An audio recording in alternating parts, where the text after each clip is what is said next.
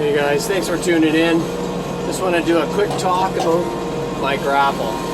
It is an essential tool that I bought for my Coyote CK2610. This Grapple, I use it for everything. I use it for moving debris, moving large rocks.